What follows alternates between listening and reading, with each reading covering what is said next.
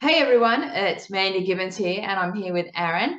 And today we're going to be talking a little bit about masculinity and issues around that. So, Aaron and I had a bit of a conversation the other day on the phone, and we thought that we would jump on a podcast and have a chat to you today about this. So, Aaron, would you like to introduce yourself a little bit and tell us about what you do, and then we'll just start digging from there?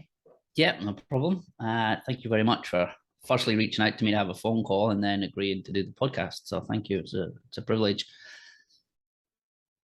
So my name is aaronwdhuey. As you can hear from the accent, I'm not originally from Australia. I'm originally from the UK, but I'm a men's coach, a men's mentor. I've been coaching for about 3 years, and initially when I started, it was just life coaching in general. People who wanted some sort of success in their life, whether it was financial, relationship. But the past year, I've focused more on where I've came from. So I'm a tradie. I've been a carpenter since I was 17. And I still am. My day job is a carpenter, but I'm moving towards coaching tradies.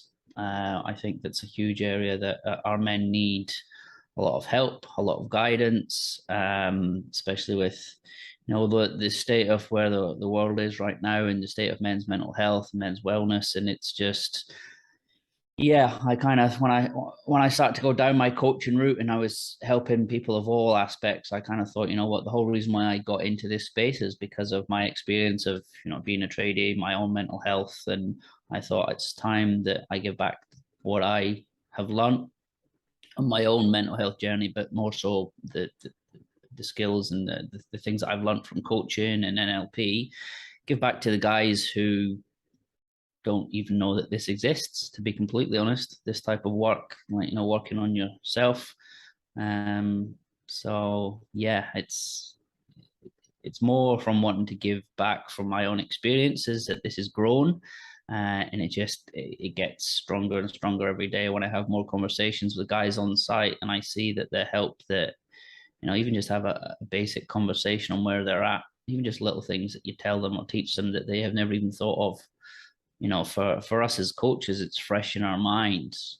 But for people who've never even heard of a life coach, like that's one thing I get a lot is like, what's a life coach? What do you do? And I think there's a whole generation of men who just kind of need some guidance as to where they're going in life. And if they're not happy with where they're going, they actually can change it. Yeah, that's it. And I think there's a bit of a um, there's this feeling of intimidation a little bit, right, about what that might include, or the even well, first off, you've got the perception of how you might feel if you're going to ask for help for someone, whether that's a coach or for mental health counselling or whatever you're going to someone for. And then there's like the feeling of like, well, I'm not sure if I'm going to be comfortable enough to open up to someone about this. And then there's the whole thing of like, well, I'm doing okay, like things are going along pretty good for me, and my life seems to be doing okay. But they're only sort of living in the present, right? Because things are just fun and cruisy, and that's where you can also get to a place at that point where you become super complacent, right? Because it's great to be in the present, but it's really good to be able to help leverage that a little bit so that you can are thinking about what you want in the future so you can accelerate towards that, right, and create momentum in your life. Because that's something that I find with the men that I coach, is that they've become complacent no matter where they are in their life, whether they're single, married, separated. Complacency has been the thing that sort of like got them going backwards rather than forwards, and in a position where they're feeling, well, shit, why didn't I see this coming? Yeah, it's definitely true. It's a lot of, yeah, like you say, they're living in the present, especially what I find with men, especially tradies, because a lot of them get paid week to week. They don't think any further ahead Yeah, than the yeah, week. There's no forethought for, a year or two from now, because it's good right now. It's all I need. And I'm not really thinking too far ahead. But then when they come to that stage where something goes wrong, it's like, shit, what do I do? And 9 times out of 10, it's vroom, close in. They don't tell anyone, they don't ask anyone. It's just, I'll just deal with this, or I'll just bottle this up, or, you know, a lot of guys just hide it, like finance, especially if it's financial reasons. They just ignore it until it goes away, and it won't ever go away. So it's there's tools that they need. Although, like you say, right now that they're good, you know, life's cruisy, but giving them those skills that they, you know, when times do, when shit hits the fan, they know, one, how to prepare for it, 2, how to remedy it, and 3, how to kind of move on and just roll with it. Okay, I've taken a bit of a dip. Yeah. This is what I need to do to pick myself back up and head in the right direction. I totally get that. And I think what's cool about, I guess, what we're both doing and the insights that we both have in regards to men and masculinity is that we're wanting to empower men, right? Because there's this, there's always extremes, right? You find that with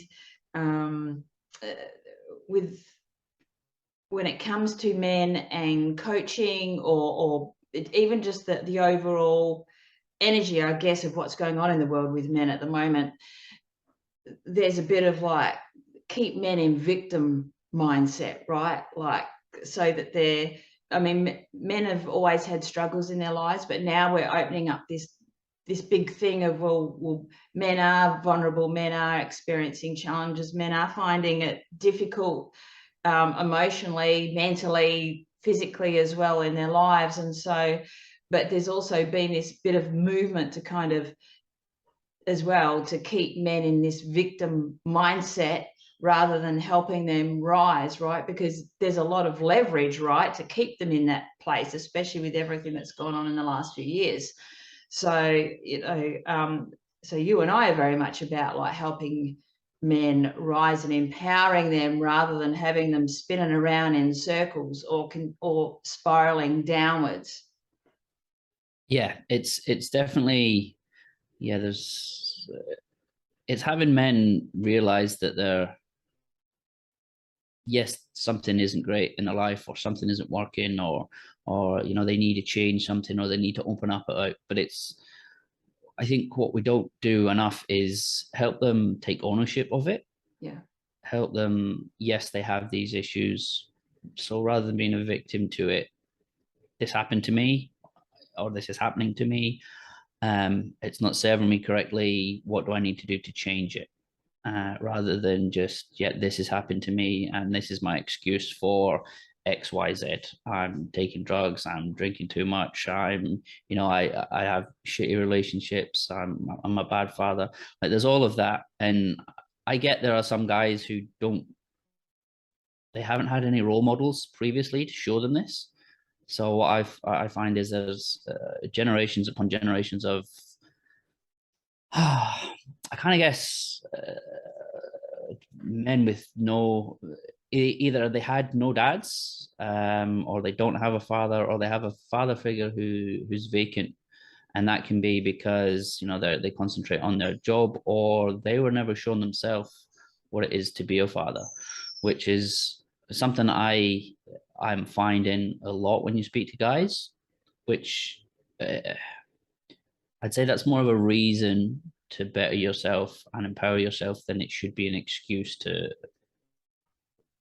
fucking justify some of the things that men are doing. And like you said, there's like this whole movement of, you know, if men do try and stand up into their masculinity, and they you know, they're very downtrodden and beaten down, which isn't, you know, not all men are like that, but a lot of them will hear that, see that, and they'll just live in that, and that'll be them. You know, they'll want to be empowered, or they'll want to empower themselves or stand up and take ownership, but they're scared to do that in case it comes across as being, you know, toxic, which is a word that's thrown around a lot right now, toxic masculinity. And, you know, that people don't really know what that is and what that looks like, but it's thrown at everything. Any man who stands up for himself, or any man who wants to, you know, strive to do better, which is wrong. It shouldn't be like that.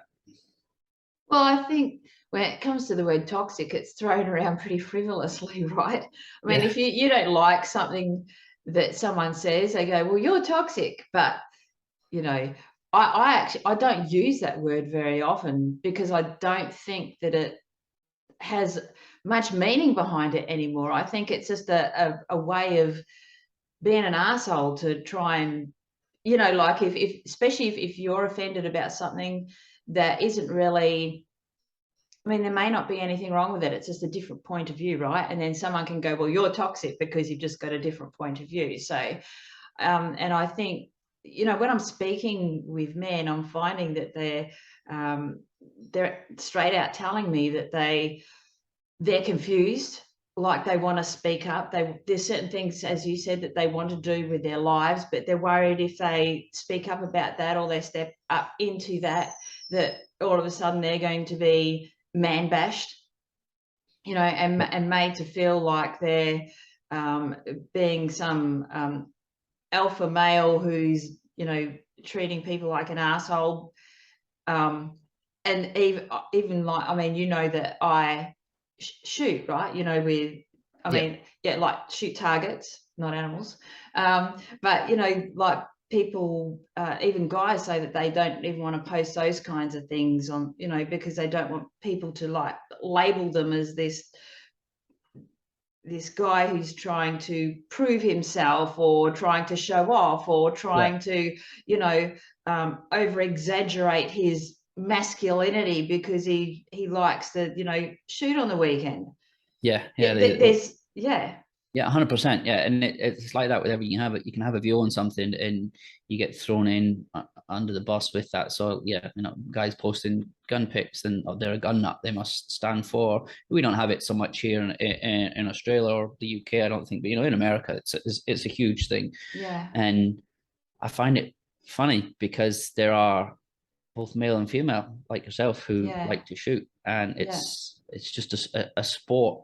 But yeah, you're right, like men post pictures with guns, they're compensating for something, or if you know they like certain type of car, they're compensating for something, or you know they've had, you know, it's everyone has an opinion on something, and it doesn't mean that you have to agree with it, but also it doesn't mean that you have to call them out for it. And that's, I think we live in a culture right now where you have to justify everything you say to everyone, just because they disagree with it or they don't like it or you like something else to them, and you know that doesn't suit their narrative or doesn't suit what they believe in, rather than going, oh, okay, that's interesting that you have that train of thought.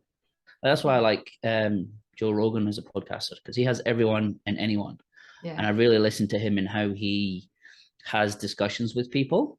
And he just wants to hear he just wants to hear people's opinions. He doesn't want to change them. He doesn't want to, you know, tell them that their opinion's wrong, or he'll express his opinion and then they'll carry on their conversation.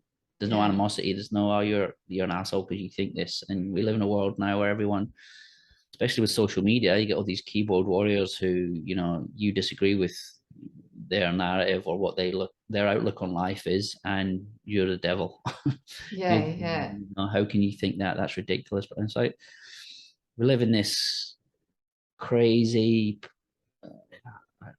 I think it's past political correctness, like, because you can't even call it political correctness anymore. I think it's just, we live in this world where everyone has an opinion on everything, and you can get, you know, the cancel culture, as they say. You know, one group of people will band together to stop one person because they don't like their opinions or what they're saying, because they're that toxic word again. Where it's like, are we just going to keep shutting people down until we don't like what they say? Well, that means that everyone's going to get cancelled. Yeah, well, that's it.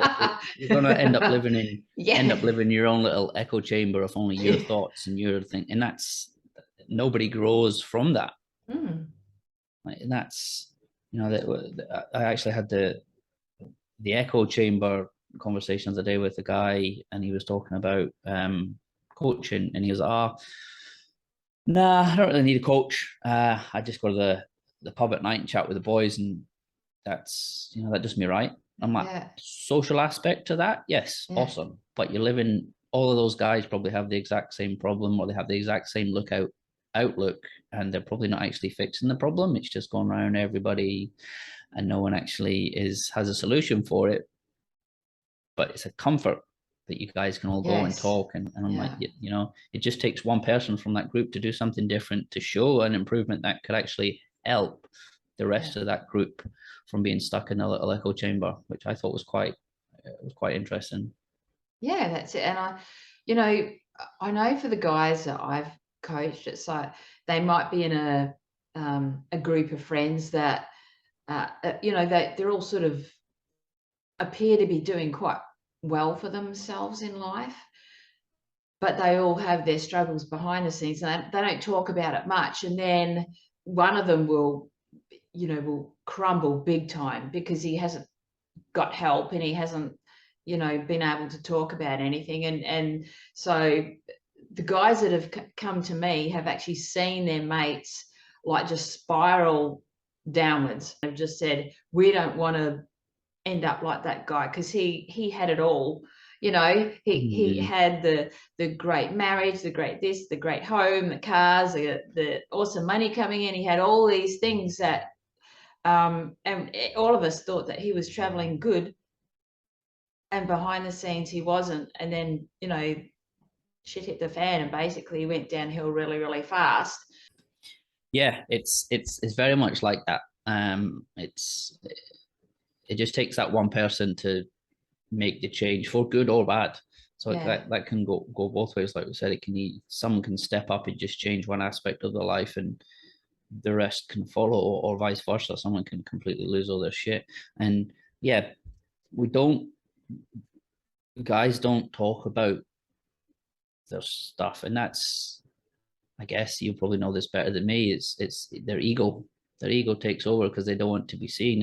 If they got the big business and they got the flashy car, and you know they got you know, the beautiful wife, or all the women, it's their ego. If they tell them that something's up, it's like, but you have all of this, how can anything? And I get that sometimes I've had that quite a lot with people with depression. You know, they've got awesome lives, everything's going for them. Like, how can you be depressed? You've got everything. And it's like, you know, you don't know what's going on for that person. And if that's the type of attitude that you come across with, then that person's never going to just step up and say, you know what, I need help, or I've got this going on. And we're at a place where, you know, it's becoming a lot more talked about for men. Like there's the Are You Okay days in the Movember, and there's all of these areas that men need to talk about it, which is awesome. But I feel that we're lacking that next step where, you know, okay, it's awesome to talk about, but where's the guys needs to step up for themselves, and they need to own it and, you know, improve it, which we're, like I say, we're doing really well, but I think we're still a long way off, because I don't know, it's a generational thing as well. Like they see that their fathers didn't do this and they turned out all right, but then you're like, really? Did they? Like, there's a reason that you're the way you are, because the way that your, you know, mother or father treated you. And it's about breaking that generational gap for their kids coming forward, so that, you know, they can come to their life. For me specifically, like I have 3 daughters, so as much as I am learning about stepping into my masculine and owning it for all aspects of my life, I'm still learning about the feminine aspects, so I can nurture my girls, and, you know, so that when they grow up, they don't have a dad who was distant, who didn't know to have those conversations with them. So I think it's finding that fine balance, which is trying to introduce the feminine side of things to men, or help them fully understand what it means to have that kind of feminine energy, is to not take it on a way tangent where they just think, no, they'll just lock up straight away. It's explaining like the differences of what both those energies are. And I think like nurturing is just a natural thing to do anyway. Like if you just, like, you know, like take out masculine and feminine energy, remove those, you know, in quotes, if you just get rid of those for the moment, to care and love someone and nurture someone is just a natural thing, right? Yep. It's like you'll often see men that may not be so nurturing to their kids, but their dog, they just like Yeah. love Yeah. their Yeah. dog, and they're cuddling it and the kissing it and stuff like that all the time, you know, but they're not like that with their own children. It's because they feel comfortable with that, right? And they don't feel any judgment Yeah. Yeah. Exactly. around that. Yeah. Yeah. Yeah. 100%. Yeah. It's exactly that. Yeah. Like man's best friend, as they say. That is just love, nurturing, and yeah, I've never thought of it that way. That's a really good analogy for it. Yeah. Well, see, I don't have kids. So, and I've always had a lot of pets, but I've always been around a lot, you know, a lot of men that have had children and pets, or either one or the other, and Yeah. have just, and you just observe these things, right? And it's, yeah, and the amount of men that I've spoken to that have said, you know, when their parents, you know, passed away, or, you know, even a good friend of theirs has passed away, they grieved, but that when their dog died, they bawled their eyes out. They were absolutely devastated, and it's because of that connection, right? Um it's a whole different kind of vulnerability there. Yeah. Mm. Isn't that's interesting, like when you think of it that way, because obviously there's no there's no verbal connection with an animal. Obviously you're verbal to it, but you don't get any verbal back. So the connection that we have with animals is all, I guess, physical and emotional. So it's really strange that we can't have that with our kids. I wonder if that's, or men struggle to have that with, you know, because you don't get the verbal yes, no, this is what I like, this is what I don't like from a dog. Yeah, yeah. I think people treat their, I think because animals are just so, well, animals are very vulnerable, right? Mm. So they rely on you a lot, and they're grateful. You know, they're super, super grateful. So you're not getting, as you said, you're not getting that kickback. Yeah. Yeah. And there's just no pressure there. Yeah, true, true. Yeah, there's unconditional love from dogs. Maybe not so much cats, but dogs definitely. Yeah. Yeah, there's Yeah. a reason dogs are man's best friends and cats aren't. And Yeah. I've had both, so I can speak from Yeah, experience. yeah, same here. Yeah. But yeah, I guess it's that there's that Yeah. unconditional love. There's no judgment. There's no pressure from an animal. It's Yeah. mm, When it comes to taking responsibility, you know, there's a confusion about what actually taking responsibility is. Like, taking responsibility isn't saying, well, I'm a loser and I just have to accept that, and, you know, or my situation is really crappy. I just take responsibility for that and accept that. It's actually like looking at it going, okay, this is where I'm at the moment.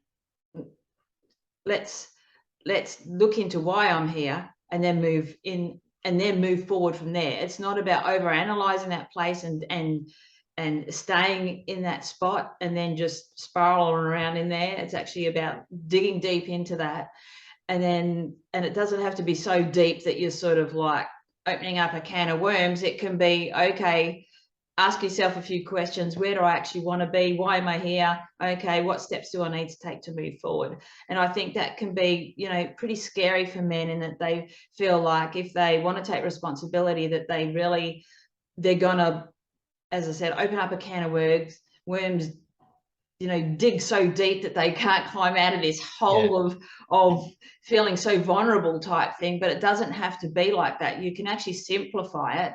And then what happens is, once you actually start getting clear on that type of stuff and start creating momentum and taking those steps, you actually start to heal. And it's that self-awareness that you have, right? And so you can your self-awareness continues to grow, so you can actually create momentum, achieve a lot along the way. And just as you're doing all those things, you become more self-aware about the things that are coming up for you, and you can deal with them as they come up for you. You don't have to just go, okay, I'm going to take responsibility and I can't move forward because I've got to heal all this decades of crap that I don't even know what that even is, and now I'm going to be stuck here, and I'll never be the man that I really want to be because of this. You know, it doesn't have to be like that at all. Yeah, not at all. It's like when I, like you say, it's all of those years that have brought you to this one day. It's, you're not going to be able to heal it overnight and be amazing the next day. And that's one thing I preach to my guys, is that, you know, it took you maybe 30, 40 years to get to where you are today, good or bad. It's going to take you time to, one, work out what isn't working for you or what has happened to you that hasn't served you, and work through that, mend it. I think it's four things for me when I look at it, and this is from my own perspective, and I've also implemented it in my coaching. It's one is awareness, knowing, you know, what isn't working for you at the time, whether it's, you know, your emotional issues or your anger issues, or you're stuck doing bad patterns. It's the awareness of what's not working, what's not serving you, and then it's taking ownership of it, realizing that, okay, this isn't what I want in my life, or this has got me to this point and it hasn't been working. So I'm going to take ownership of this. I'm going to change it. I'm going to, you know, work on myself. I'm going to work on the situation. And it could be the environment that you live in. It could be the environment of the friends that you have. It could be, you know, your job. It could be anything, but it's taking ownership of not allowing it to be as it is, and then getting the education on how you change it, like, or getting, you know, personal development books, or getting a coach, or getting a mentor, or even a psychologist, whatever it takes, depending on what the aspect is. It's getting the education to yourself, and then it's accountability of, one, saying, I'm going to stick with this. I know this isn't working for me. I now know what I need to do, and getting the accountability of somebody else, or also holding yourself accountable. They're the four aspects. I think it for me personally, and for men, I think that's kind of the 4-stage step, which it makes sense, and it's all work in progress. Once you open that kind of worms of working on yourself, you will find other stuff that, like you say, because you're more aware. And what I find is you're able to respond rather than react. So for me, it was always anger with me. Like, I was always a really kind of, and it came from the parts of my depression and grief from what I went through, that I was always angry and shouting with my kids, or I was on site as a tradie, I was the angry one, and it kind of would just be fire up. It was all instantaneous reactions. And then the more I started to do work and realize that, you know, it's not the best way to be. Now you take a breath, gives you time to think, and then you respond accordingly. And just that simple, like, 1-degree change is enough to put somebody else on a different trajectory. And I think with men, you show them that it's not going to happen overnight. Like, it's not going to, you're not just going to go on one coaching session and you're going to talk about your stuff and you're fixed. It's not what it's about. Like, there's all of these years prior that you have to remold yourself. You have to reprogram the good thoughts, the bad thoughts. And I said it the other day on a post. I'm like, it's a superpower. Being able to change yourself, being able to work on yourself, be able to have ownership of how you are, how you react to a situation, you know, how it can benefit yourself most, first and foremost, but also your family, your kids, your wife, your girlfriend, your partner. The ripple effect that it has, because you become something different, you become something better. You take ownership of the shit that wasn't working for you, and 9 times out of 10, everyone around about you can see it. Like with me, my ex-wife at the time could see all of my stuff, but I couldn't see it because I was stuck in my head. I was stuck in, you know, and break those 4 steps down: awareness, ownership, education, and accountability. They're on a good stead for men, and I think we need to implement more of that, or try and get that message across to men more, that this is what it takes. It's not going to be an easy journey. It's definitely not going to be a pretty journey, but it's worth it. Yeah. And you know, one thing that I do see a lot, and this sort of like winds in a little bit to what you're saying as well, is that even the young guys that I speak with, and friends that I have, you know, with their sons and so forth, all the way through to guys that are much older as well, there's this loss of purpose Yeah. that's there. And it doesn't necessarily mean that you have to have like a concrete purpose in life, that, you know, because our purpose kind of evolves, you know, throughout our life, you know, and it changes and we tweak it, and sometimes it can completely change. And but being able to live purposefully, you Yeah. know, to feel, to have something that we're aiming towards, that makes us feel good, that helps us fill our own cup, even, you know, for kids and teenagers, is a really cool thing to implement into your life, right? As well as into adulthood, to have that, to, you know, have something that you're good at, that you enjoy, that makes you feel wonderful about yourself. It could be helping other people. It might be just a sport. Who knows what it is, you know what Yeah. I mean? And then as you get older, then obviously the responsibilities in life change, right? And so, but even within that whole like circle, I suppose you could say, of living a purposeful life, you also, when you get into adulthood, you start to lose a lot of the childlike wonderment, right? You don't get to have that playfulness and the fun in life, and which kind of robs you of your creativity. So Yeah. being able to like um, like if you were to have like a little a circle, you know, and you divide it up into segments, and you know, most people would just have like the very general things that could be just finances, this, that, and the other, that they would have in there, but they wouldn't include play. Yeah. And Yep. and I know that can seem a bit scary, you know, because some people say, well, what does play mean? Does it mean getting drunk and strippers?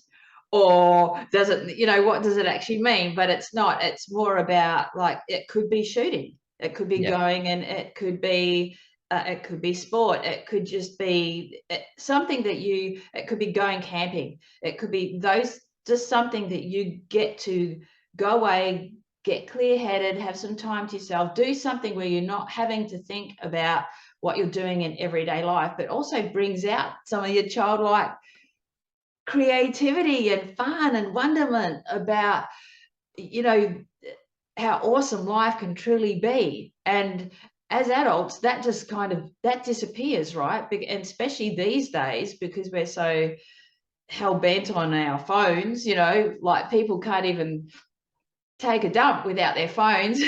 Yeah. You Yeah. know, You're like right. that, your mind's never getting any rest, right? And so you're not getting that time to even try and like think about, to think about what you truly want in life. You're just getting, your head's just getting pumped full of information all day long, so you're really getting programmed to live in like a form of like fight and flight, and you don't even realize that that's what's going on. And that's why people are in this state of manic all the time, because it's just, you know, the whole information overload thing is very cliche now. People just don't even Yeah. they go, yeah, It's yeah, become yeah, so yeah, much of the norm. It's like yeah, people don't actually understand. And like we said the other day on the call, like when you go a day or two without your phone, it's actually nice. Like you don't.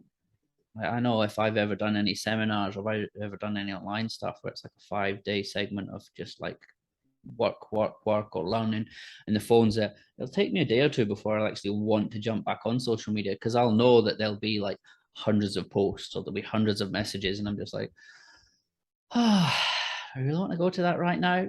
Not yet, yeah, not yet. But yeah, it's a total information and sensory overload with the phones, and I think with the purpose thing and why people don't play is because, especially with what I find with tradies, is that's their identity. Like that's all that they know. That's all that they do. So if they work, eat, sleep, work, eat, sleep, that's it. So for them to take any time off or for them to do something for themselves, it's, you know, if it's not a sport, can be quite a common one in in trades, but then there's also like the time away can be going to watch sport or going to the pub, or they are all play things, but they're not really fulfilling. Like it becomes just part of the culture that they're involved in, and it just becomes a bit of a, again, it just becomes their identity. It's they do this because this is all that they've known. No, it's all that they do. They've grown up doing this, and when they start having kids, and you know, some of that gets taken away from you, Yeah. it's when you do need to purposely find other things that are gonna, like you say, fill your cup up. Yeah. And we don't, like, as parents, I know I have been guilty of this as well. It's like you get stuck in the this is just life, like kids work, kids work, kids work, kids work, kids work, and it's easily to fall into that rut. And I guess it's trying to make yourself aware that, you know, this isn't going to be forever when you have kids, especially when you have young kids. I have like 3 young kids right now, and and I'm a single dad, 7 days of the week, 1 week and not the next. So I could easily fall into that trap of this is my life right now. This is all I do. I'm just dad, tradie, dad, tradie, dad, tradie. But I know, you know, a couple of years down the line, the girls are going to be a little bit more self-sufficient. So there's more things that I'm going to be able to do, more things that I'm going to want to do. Yeah. And like you say, it's looking forward rather than just staying stuck right now. It's good to be present, but you also have you have to have something to be aiming for. It has to be all worth something. So like working 6 days a week, it has to be for something other than just putting a roof over your head. Yeah.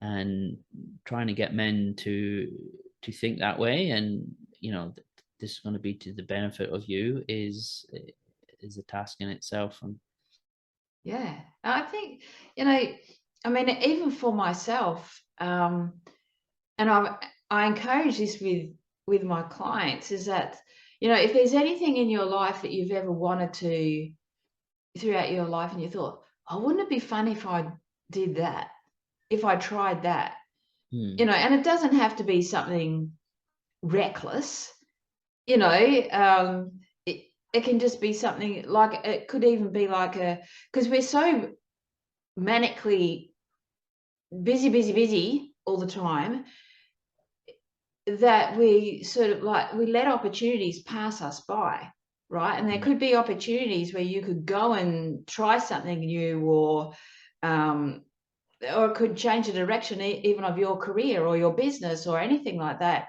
And you don't take it because you feel like you're stuck in that lane, right? That you got your blinders on and you're just going like round.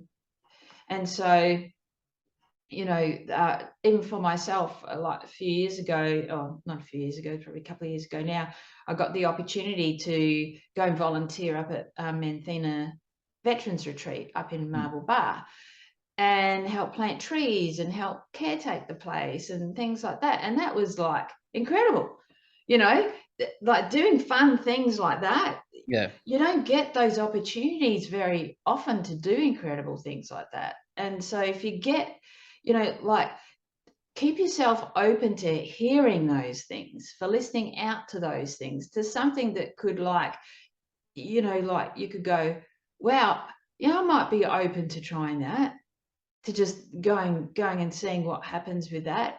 And as I said, it doesn't have to be as necessarily jumping out of a plane, or, you know, or something like that. You can go and do that if you want to. But I mean, when you go and do something that takes you actually out of your everyday normal experience, it opens your eyes up to so many more amazing things. Like you get to think differently, be differently, you're around different people. It's just a whole different atmosphere, you know, and you're also away from your phone, right? You're away from all the things that are sort of like hogging up all your mind space and your emotions all day. And it's just an incredible thing to do. So, you know, being able to bring more of that into your life, and because so many things are online, people go, oh, well, I can just do that online. Well, there's lots of things that you can't do online, that you just won't get to experience it in the way that you could be able to, you know, if you do it offline. Yeah, and it's a completely different. Like I was actually listening to Mark Zuckerberg yesterday on a podcast, and he was talking about the whole metaverse thing. Yeah, Of they're trying to build it to a point where you won't have to. The way he was putting it was like for meetings, like corporate meetings. People won't have to leave their homes, but they'll be yeah, able to wear these Oculus headsets and be in a meeting and see yeah, everyone. It's like, but the yeah, meeting backdrop can be like a rainfall, or you can have a meeting on the moon, and like you're just looking around the room, and you're at a board table. You have yeah, everyone there, everyone's talking, and everyone can hear each other. But you'd be like this, be sitting here, yeah, and Joe Rogan was saying like, sounds awesome, but you're stealing so much away from the sensory side of things, the emotion side of things. Like there's just so much that you get from interactions, like that. Yes, it's the you can experience it in some form on your laptop or on the headset, but you wouldn't like hear the sounds, the sights, the smells, everything that makes a memory of a situation. You can't get that. well, Like, that's the beauty of nature, right? yeah, yeah, That's what's so even like, we were talking about the pictures that I have up behind me there and things like that. They're all of I'm just looking at that. All of that is all nature stuff. yep, yep, All of it is, and that's what helps keep me going. That's I love all that type of thing because I get to be someone else. I'm still Mandy, but I mm, get to be a different version in regards to a more peaceful Mandy. I can bring all that energy to me while I'm here, even while I'm talking to you. If I can bring that comfortable energy, but it's not the same as being out in nature, yeah, right? yeah. And I think that comes back to the identities thing as well. Like if you're able to take one hat off and put another hat on. So like, I have nine to five hat, but then I have a weekend hat where I can, go into the bush, or I can go kayaking, or I can, do some extreme sport or shooting, or even to the extreme where the other side of that, I can just take my hat off and just sit down and read a book, jump in a hammock, just chill out, or drive to the beach, just something different to what you're constantly doing Yeah, day in day out. Just a break from that monotony is something as simple as that is enough to just give you a bit of a purpose, at the end of the weekend, rather than living for the weekend where you get to go to the pub, or you know you have something a little bit more meaningful, a little bit more purposeful, and even that can make a whole world of difference. All those different little experiences that, it makes the 9 to 5, well, as a trader, it can be 6 to 6, and that's what I try to get to the guys. Like, if you really, what I've experienced is with tradies, they will leave school at 17, and 9 times out of 10 they'll stay in that job until they're 50, 60, and they'll either hate it or spend all day complaining about it, and then go home, eat, sleep, come back, and they'll do it the next day. So for me, I want to either change their mindset on why they're there, like appreciate that there. You have a job, you're here, you're getting paid to do a skill that you've learned, you get paid to put a roof over your head, food on your table. If you really, really don't like it that much, if you're going to spend 80% of your day pissing and whinging about it, change your job. Do something. Don't just come and just whinge and like live in a complete victim negative state, because it's not going to serve you, and it's not serving anybody around about you. yeah, So it's trying to implement with the tradies that, one, if you don't like where you're at, change it. But if you are just see the benefits to what we actually have as tradies, like there's a lot of hardship to it. Tradespeople, they use their body every day, which is not something that people do in another job. So there's a physical aspect of it yes, where you just feel sore, tired, but then that comes down to the diet and the nutrition of a tradie as well, which is yeah, if you've ever seen a tradie at a service station, they're not picking up an apple and a salad. It's always a coffee, a pie, a donut, and I've been guilty of that myself. I yeah, still do it yeah, every now and again, but it's changing their mindset of men that you can have all of these things. You're allowed to have all of these things. Like, we don't have to, we get stuck in being the provider role, which is what most men want to do. It's what most men know, but we have to allow them that, yeah, you can take the foot off the gas and just chill out sometimes. You can go and do things for you, do things for the family. Like, we can do all of these roles. You can be the protector, the provider, and not feel guilty about it, not feel that you're doing something wrong, which is, a lot of people think if you say, oh, you're the provider, you're like the man at the end of the cave, like you're a caveman. No, that's not what it's about. Like, it's not about, it's about providing for your family. It's what men have always done. And it can come in many different aspects, but it's also men need to realize that, own that, but also you can take the foot off the pedal and enjoy life. Yeah. It doesn't have to be constantly go till you hit that little box in the ground, and then it's all for nothing, really. I've lost 2 friends really young, and that's kind of why I have this outlook. It's like, life's too short to piss and moan. If you don't like something, change it, move on. Yeah. And I think it's important for men to support each other to live optimal lives, right? To be at their absolute best. Because, I was even thinking, because years and years ago, I was a personal fitness trainer. Yeah. And I used to coach a lot of men. And the guys would feel really uncomfortable eating salads around the other guys or eating healthy food because they'd hang shit on them, right? Yep. And that, who the fuck do you think you are? Yeah. Yeah, I've had that. I did a water fast a few years ago, and I was on site. I was just drinking water every day for like a week, 2 weeks. And it was torture. They were sitting eating, these, burgers and fish and chips, and I'm like, that's awesome for you guys, but that's, I'm mentally here changing something about my life because I know it's not working for me. It was, and rather than, I think, coming from the background that I have, I think jovial, kind of that boisterous nature is needed. And people say, oh, you can't have that. That's toxic masculinity. It's not. It's, men are built differently. We need that to build us up, but not to the point of where it's bullying, not to the point where, you're getting chastised for it. Like, there is a fine line. Yeah.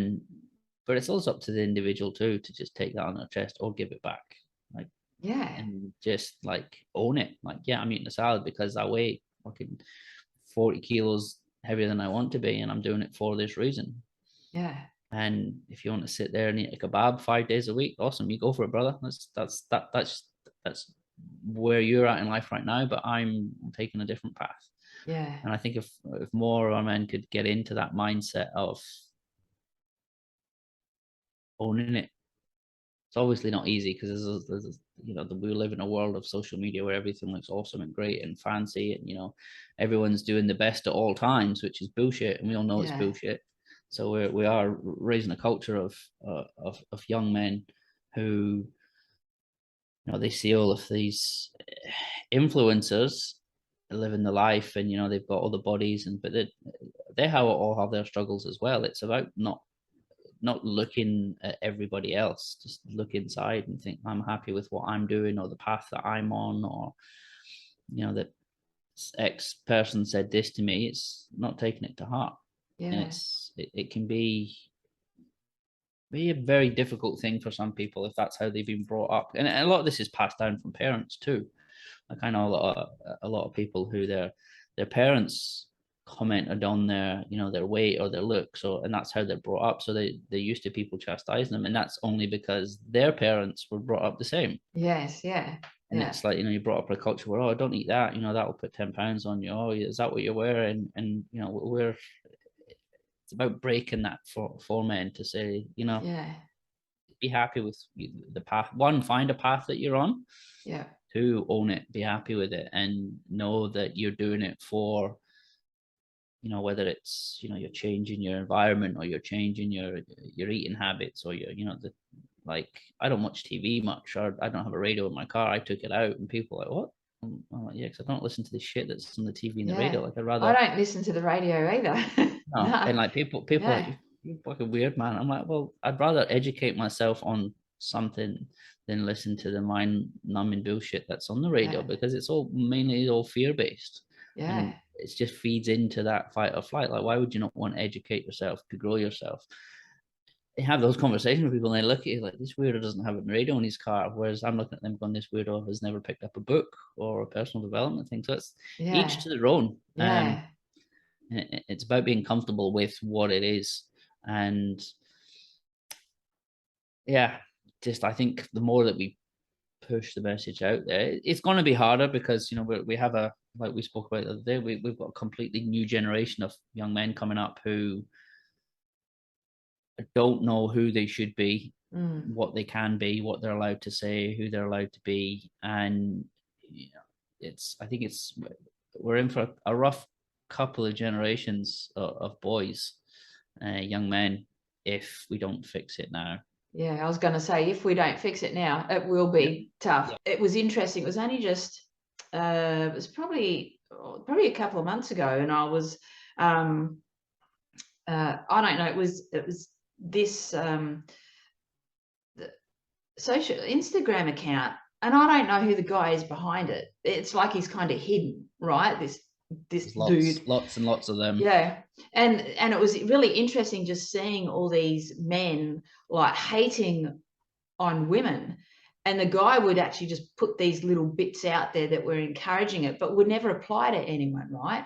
Yeah. So he was just feeding these young guys, and it was really interesting. But what he was doing was, like, these young guys were like, I had a look at some of their accounts and the other posts, and it was the same young people that were commenting on it, but you could tell how confused these young guys were, and they were hurting, right?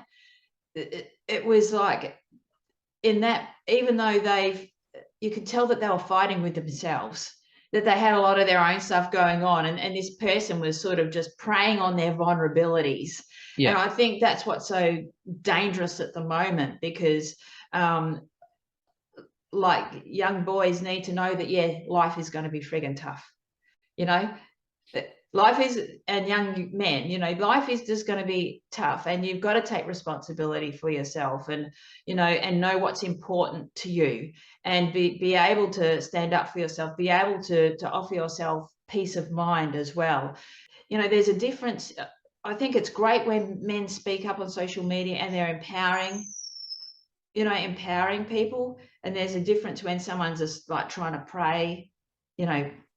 prey on young men and their vulnerabilities. But then there's also the thing what we were talking about the other day, and that's like, you know, people taking snippets of other people's content as well, video content, and just taking out the bits that's very, and using that to manipulate people, and that's how people get cancelled, right?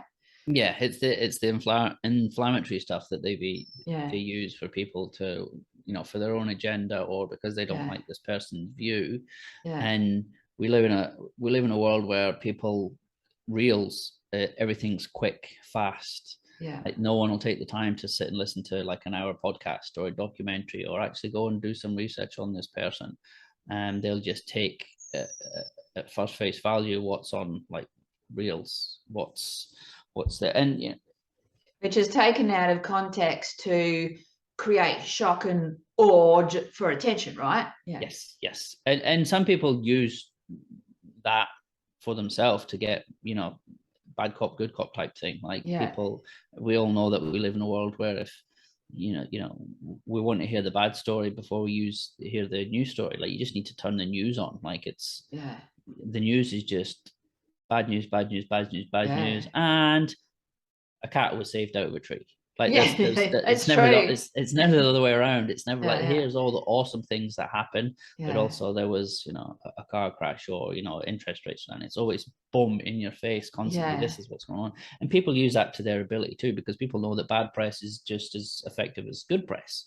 So, you know, the whole reason we had this conversation was Andrew Tate, for instance. Like, he's like 80% bad press, and all, he's saying all these inflammatory, misogynistic things, But then I listened to a podcast where he's talking sense. Like, he wasn't doing all of this inflammatory. He wasn't talking all of this like misogynistic.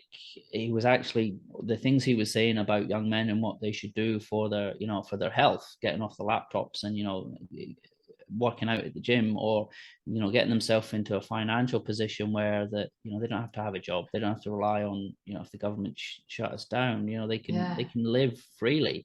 But not only that, they can do that and they can provide for themselves and for their, you know, their partners. They can provide for their kids, you know, they can be a man. Yeah.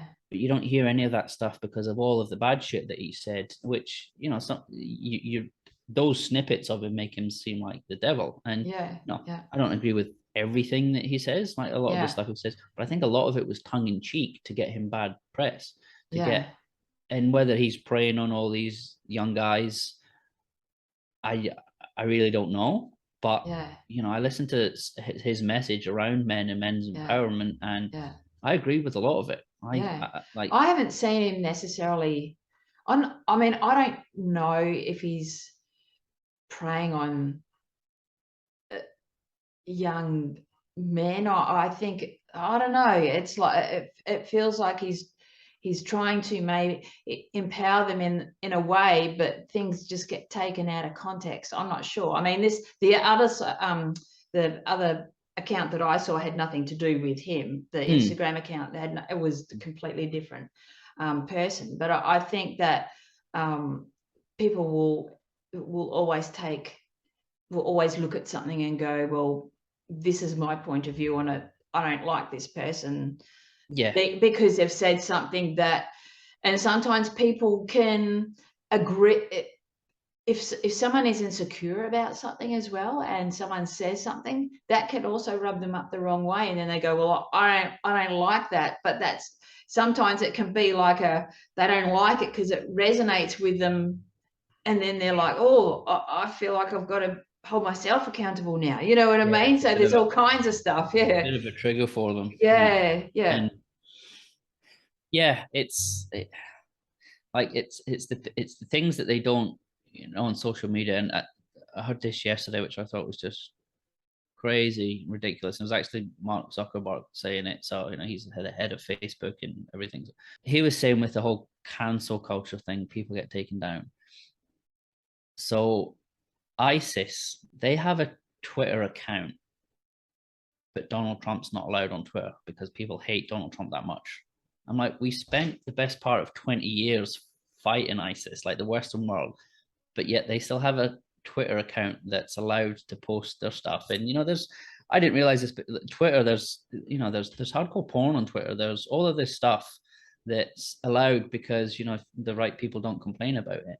But I couldn't believe it. I was like, if what he's saying is the truth, that, you know, ISIS have their account, but because there's so much hate towards Donald Trump, he's been shadow banned, he's been banned up. And it's the same with Andrew Tate. There's been so much hate towards him that he's been taken down. It's like, well, what about all the other people on the flip side of Andrew Tate's male misogynistic? You know, there's a lot of people who hate men.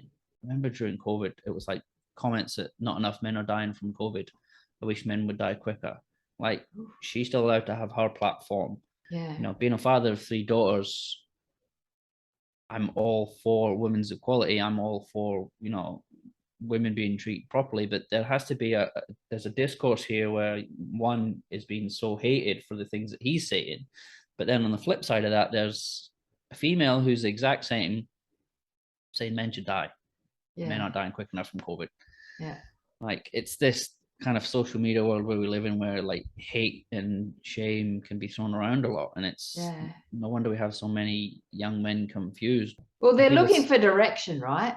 Yes. I mean, when you're young, you're looking for someone to look up to, and so that's why it's so easy for young. I mean, if you think about it, even peer pressure, you know, when you're a kid is a really big deal.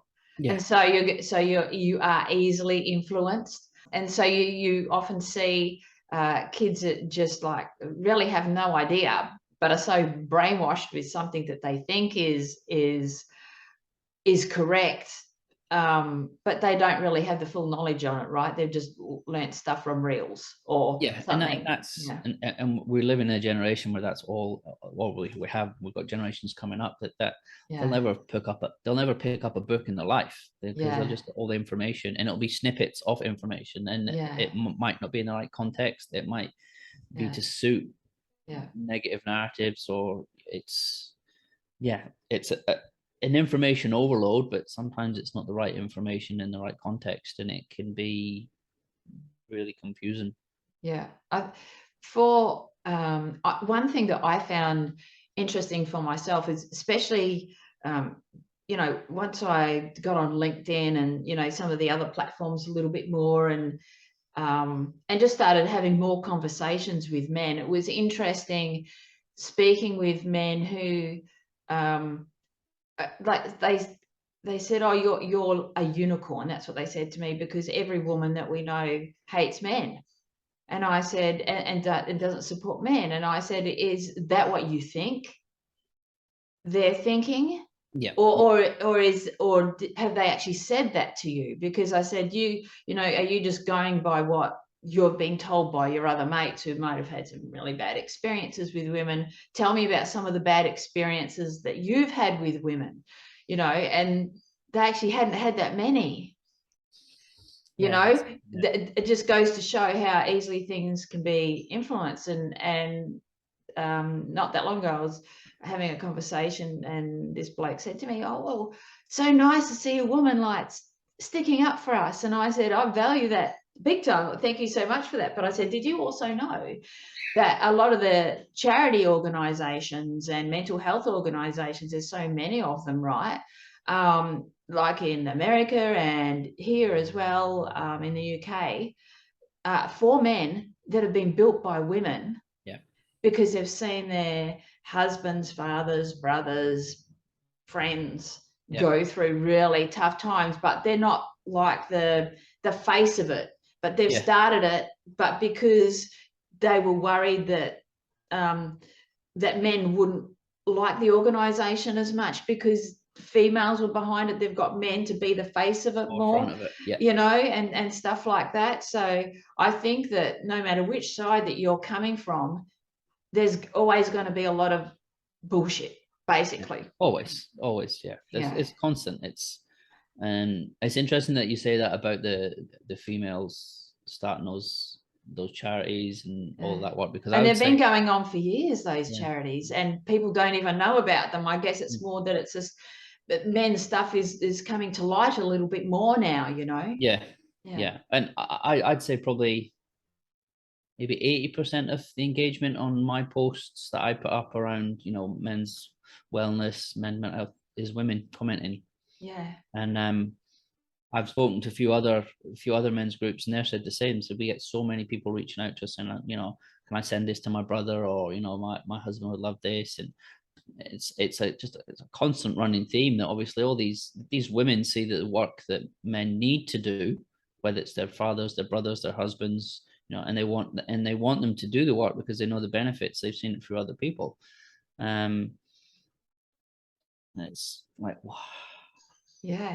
And I think there's this perception too that, you know, women are just sort of wanting to change their men, but it's not so much. I mean, I even know when with my ex-hubby, right, you know, with some of the stuff that he went through, and I just wanted the best for him because I saw him as this wonderful.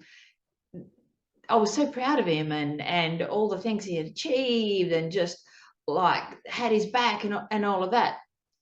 But he was afraid of, you know, doing a lot of the internal work, right, that he needed to do. And I don't even like using the word internal work, because that's like, you know, like it's like it sounds yucky, you know. But you know, there was, you know, he needed to get help, right? He needed to get support. I, as his other half, couldn't, you know, it's not really my place to be his coach or his, you know, whatever. So and so there are lots of women that just really, it's not that they want to change their men, they love their men so much that they just want to see them thrive and be really happy in life.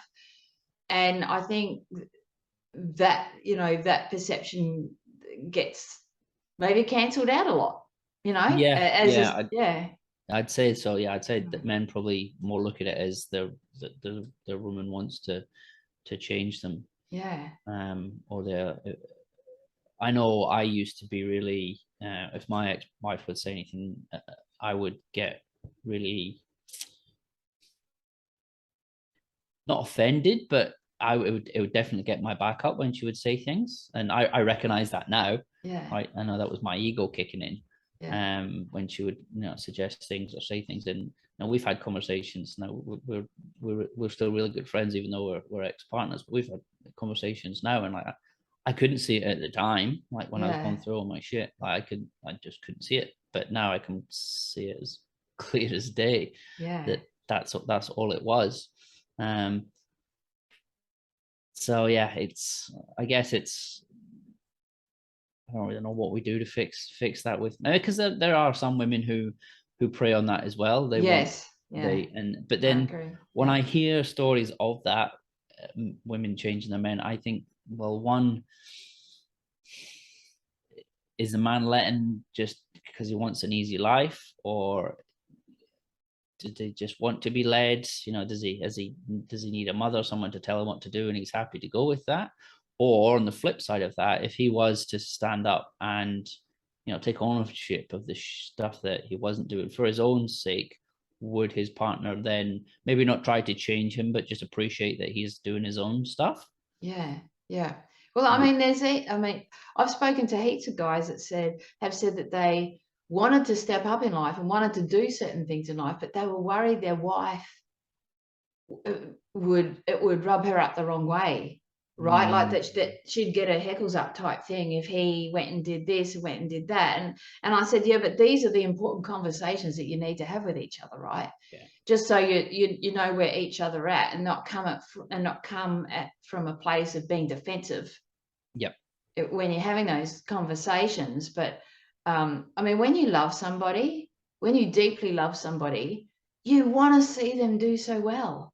Yeah. Like, and there can be a point where you can like push too hard, right? Because you just see them as being so awesome that you want to see them do great things. Yeah. And you get behind them and they're like going, whoa. Yeah, stop pressuring me. Yeah. But they don't see it like that, right? They're just like, you're trying to change me, but the other person's going, no, I think you're brilliant. I can see you doing this. You know, you're so amazing. Like, I can see your potential. You just can't see it yourself. Yeah. And you touched on something there that I've learned the hard way, and I preach it now, is communication. Yeah. Like honest and open communication between both parties, because assumption is a killer of conversations, is a killer of relationships, is a killer of everything. So you need to be, men and women both need to communicate, one, what they want and need from their relationship and what their expectations are, and then nut it out. Say, okay, I hear that that's what you want, but I think this way. And then not have the agreements, have the conversations, whether they're good or bad. Like, they need to be had, and that's something that in my marriage I didn't do enough of, and you know, we both know that now. But if more men and women were to have those open and honest conversations with each other right at this, probably the start of their relationships, and you know, as they progress and as things come up, as challenges of life come up, you know, that's, you can both hold each other to those conversations, then things would probably be a hell of a lot free flowing, a lot more open. People wouldn't assume more of their other partner. You know, they expect this of me, or you know, they're going to say this, or they're going to do this, or they're making me feel like this because of this. And communication is key, as they say. And I think too, what happens is with communication, right, is that it's like, rather than dealing with things and having an easier conversation, right, when things are coming up, it just builds up, right? Nothing gets said. The resentment builds up. And then when they do have it out, it's like, whoa, it's way up here somewhere, Yeah. right? And so you're on the defensive, things get said the way that you didn't mean, and all of a sudden it gets messy fast.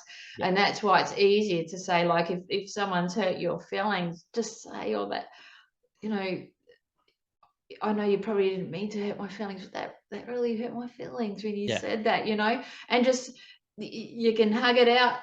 It's done. They know it's not, and you're not going to be 10 years down the track going, on this day 10 years ago, and now everything that they've said, anything around that thing for 10 years, you've just like let it build and build and build, and then you're looking at other things and finding things wrong with that. And you know, this happens with both parties, right? Because it's just this big thing of resentment that's built up. Yeah. And that, you know, me and you both know that, but that's not skills that boys are told. No. And that's where I want to implement something with, you know, young boys who maybe grow up with no fathers, or absent fathers, or, you know, to know all of these things before they get to the broken men style type part of their life where everything falls to shit.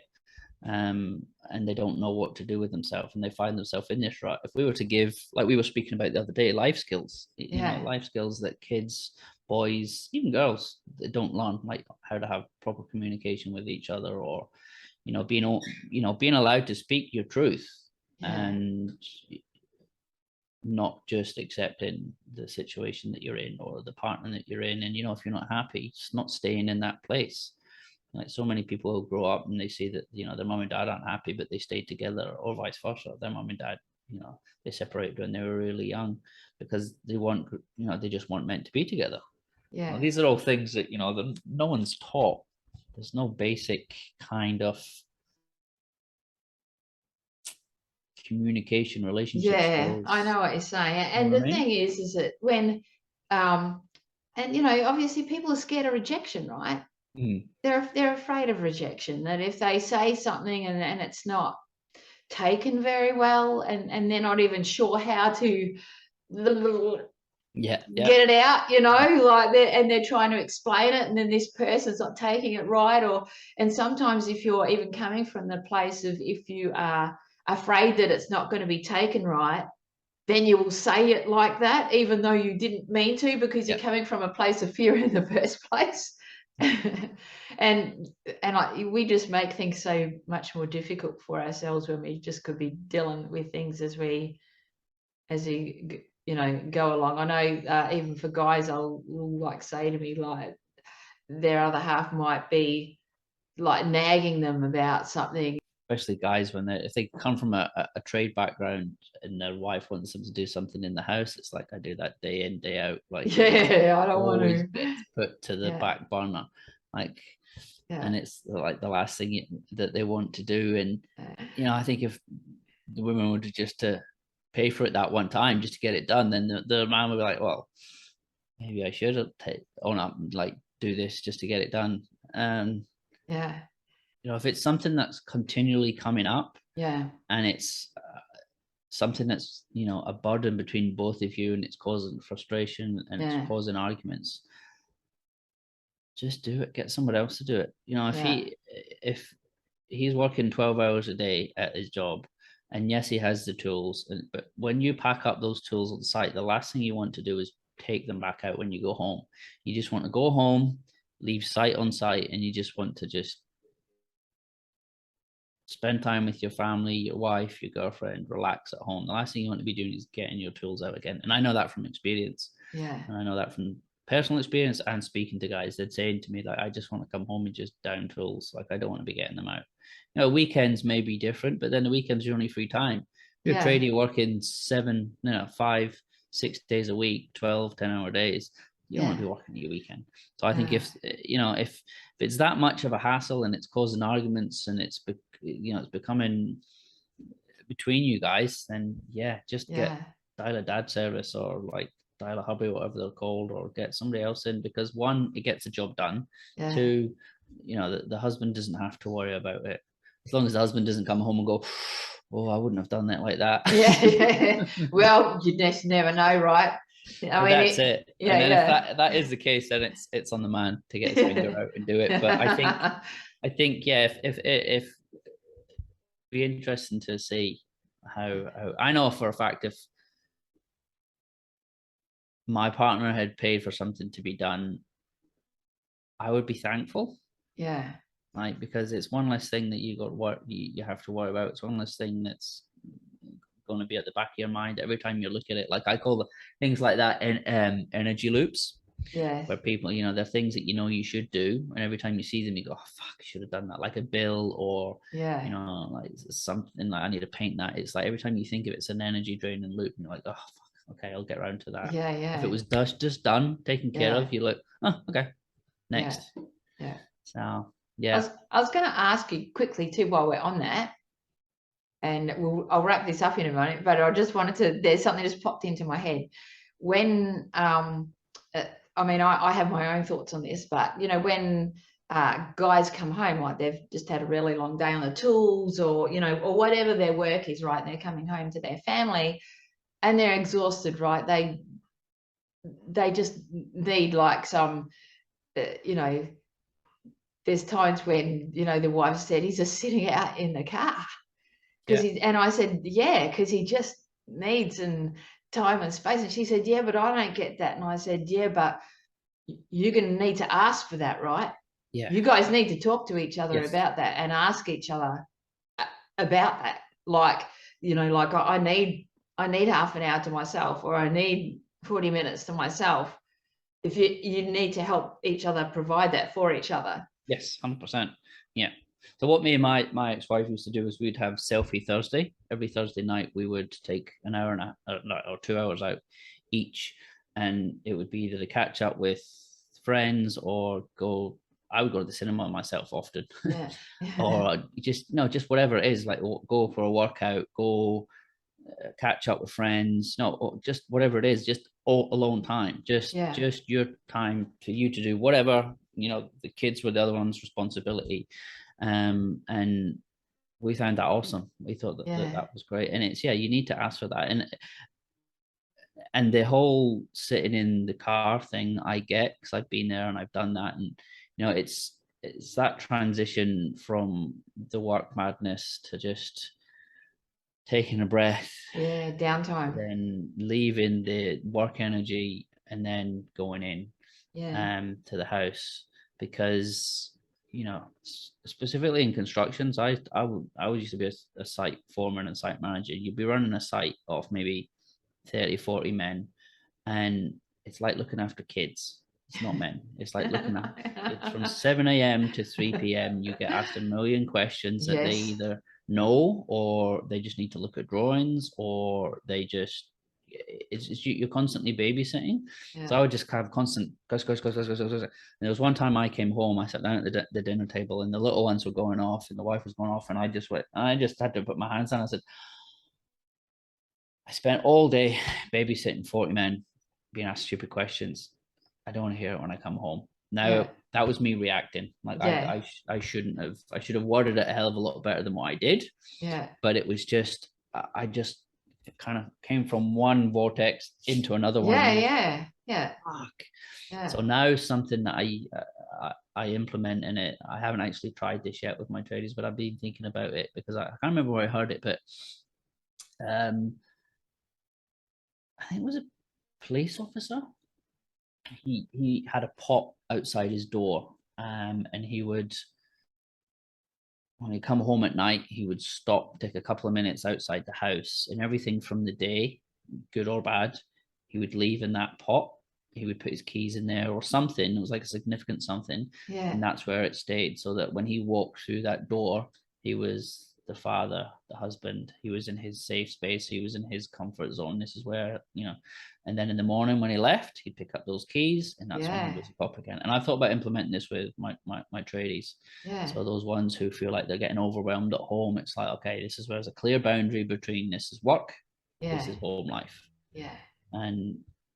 And that works both ways with the female as well. So if they're at home all day with the kids, and like you know, doing, whether they're a housewife or they have their own job, but when they come home at night, it's everything else gets cut off. Like that's just family time. That's when it's your downtime that you need to say, well, look, I've, you know, yes, you've got a full-on job, but I also just need some quiet. I need some me time. And yeah, I think you're spot on. It's communicating. It's communicating what your needs are both ways. Your needs, your wants, your, you know, your values. It's a lot of people don't even know what they are within themselves. Never mind what their partner actually, their needs or wants or values are. Yeah, and that's even with my own coaching packages is like I'll put one session aside if someone's in a relationship, a client's in a relationship, and it's like a committed relationship. You know, like I'll get them to have one session where their other half comes in, and we will talk about purpose and things that they want from each other, and how that because obviously when a man starts, you know, taking responsibility for his life, and all of a sudden she can see him changing and transforming and growing, especially if the changes are happening fast, and she's like going, holy crap, you know, like it can be a bit scary, right? It can be a bit scary for her. So you know, so that she knows where she stands in this, you know, and also so he has a good idea of what her purpose is, and she can get some insight into his as well. So they'll have their own and then their joint purpose, so that they've got, you know, so that no one feels like they're kind of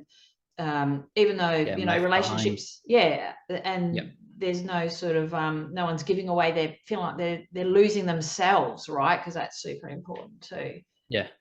That's definitely, I would definitely second that. You need to have those sessions together where, you know, the other half knows, especially when someone does start to progress. Because, you know, I know I got that, like when I started my personal development journey, my wife thought I joined a cult. Yes.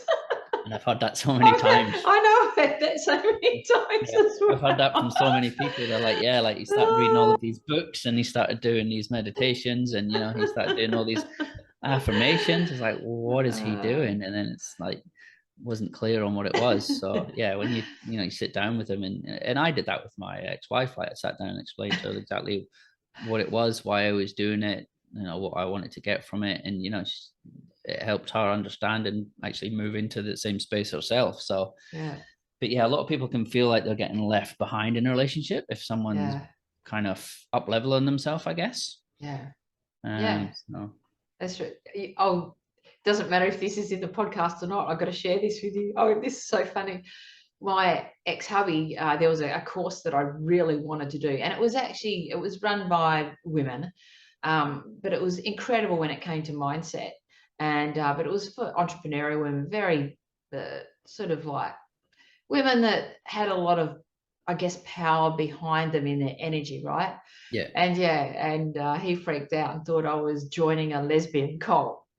And and I was in fits. I laughed my ass off at him, and he got angry with me. And I just thought it was ridiculously funny. And then I realized how scared he was. It's funny, right? Like, and this is why it's so important that we communicate, especially when someone's sort of like really stepping into, like, you know, exponential kind of growth, right? That the partner does get afraid.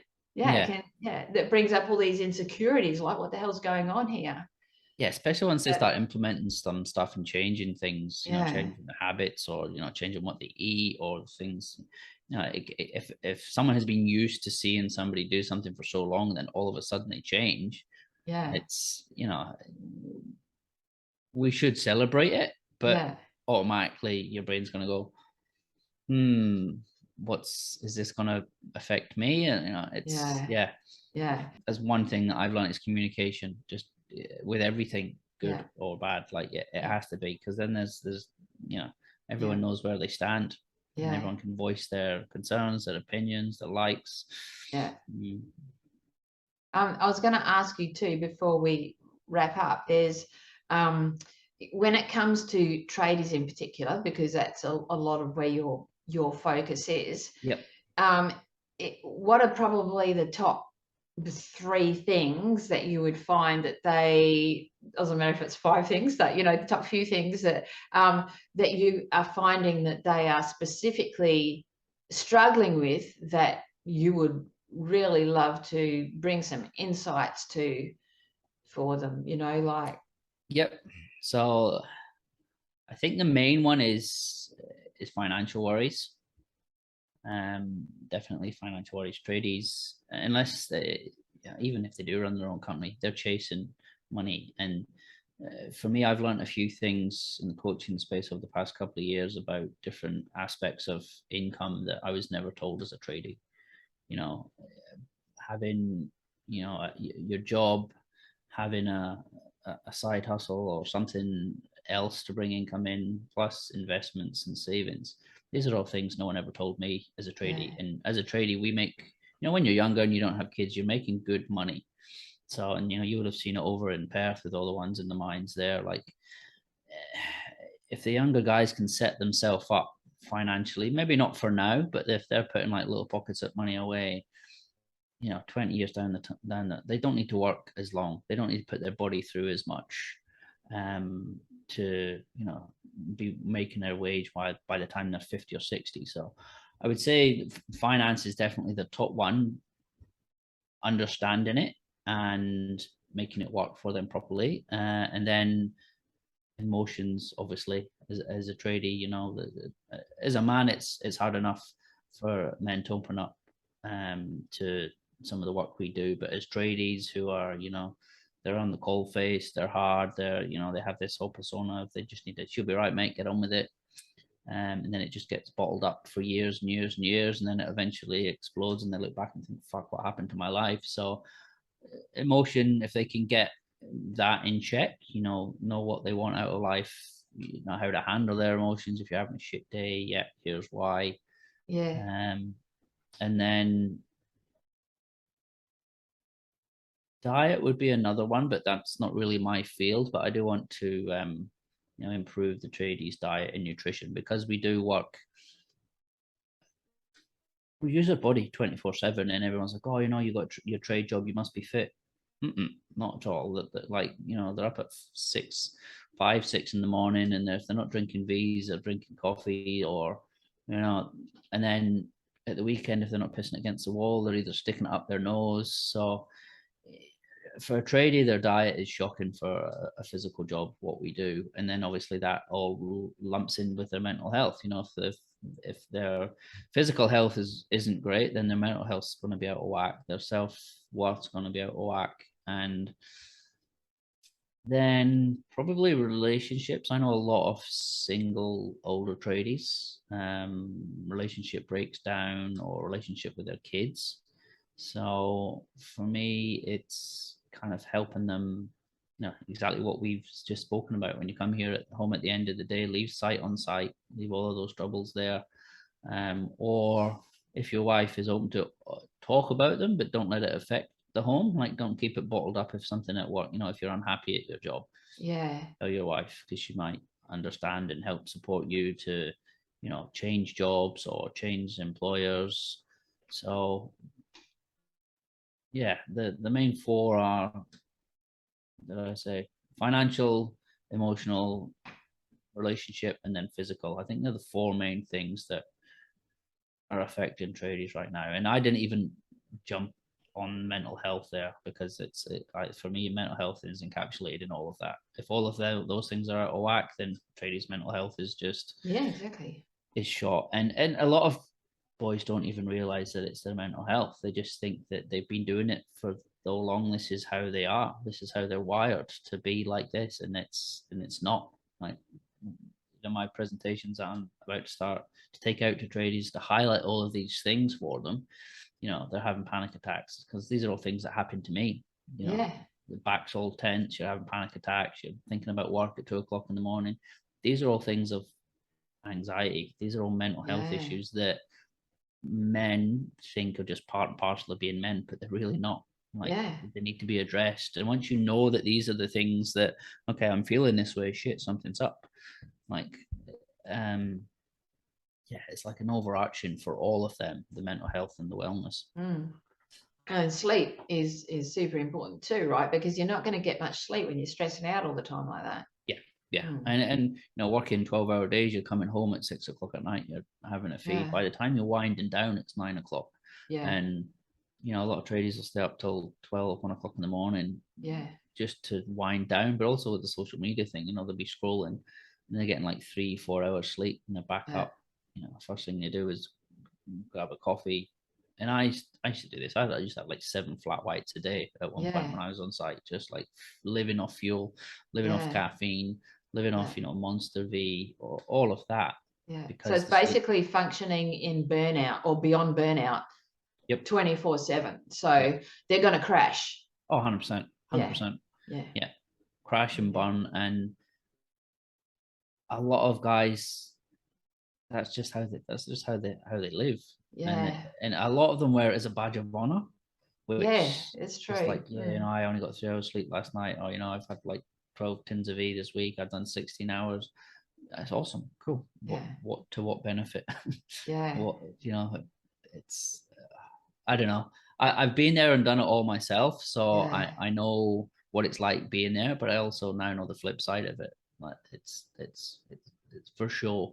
And you're trying to prove yourself, right? It's the ego taking over again. You know, you're trying to, you know, I can work these longer hours, but to do these longer hours, you've got to, you know, take the drugs to do it, or to take the caffeine to do it. And you know, you're working your body to the bone.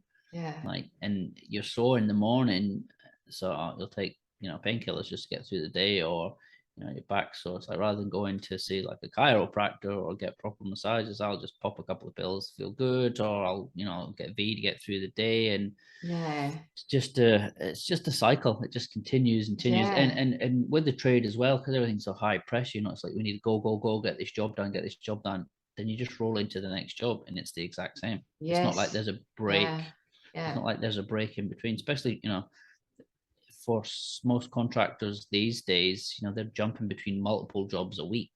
And it's just constantly chasing. If they're not chasing their tail with work, they're chasing their tail with money. And then they got to try and find some family time. It's just, So where can people reach out to you to, like, if they would love you to come and do a presentation, or they'd love to reach out to you for one-to-one coaching?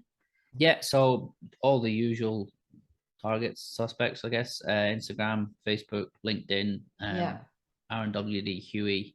And I'm on all of them. Coach to the Tradies is my main tag on Instagram. And Hustle Talk Coaching is the coaching company that's on LinkedIn as well. So anyone who's in and around the kind of Sydney area, business wise or tradie wise, who wants a presentation for their guys to highlight these issues, you know, their wellness, their mental health, reach out. I'm in the process of reaching out to everyone and anyone here in Sydney builder wise to try and just push and promote this message as much as possible. So and do you do like you do I know you do it in person, do you also do it online? In case I haven't done it online yet, but it's definitely something that, you know, the way the world's going, and, you know, tradies are everywhere. So that's it. So if someone asked if you could do that, you could do that. I'll just, you know, throw that out there, because presentation online, because the way the world, everything's online now.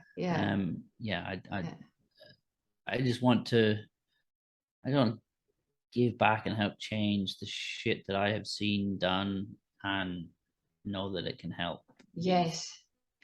Well, that's a good thing, right? It's from our own life experiences. That's how we get to help people, right? Because we've been there, made the mistakes, done the dumb shit, like learnt the hard way. It's through these life lessons that we now get to help others as well, right? And so, you know, why make all the mistakes when you don't even need to, when you can go to someone who can say, hey, let's just like cut 10 years of shit out of your life that you don't even have to go through, and just accelerate it for you, you know? Well, that's it. Like, if I knew half the stuff I know now 10 years ago, my life would be in a completely different trajectory. Like, and to give that to somebody, I mean, you have to go through stuff to, you know, build a thick skin and, you know, learn some of these lessons. But there's also some of the stuff that you don't need to. You can skip over. Like, Yeah. there's just no benefit to going through some of the stuff.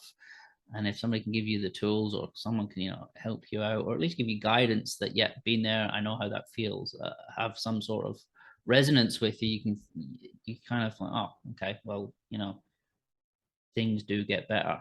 Yeah. So, That's it. yeah. That's awesome. Well, thanks so much for coming on today. It's been awesome catching up. Likewise, thanks very much for having me on. It was a great chat. Thank you.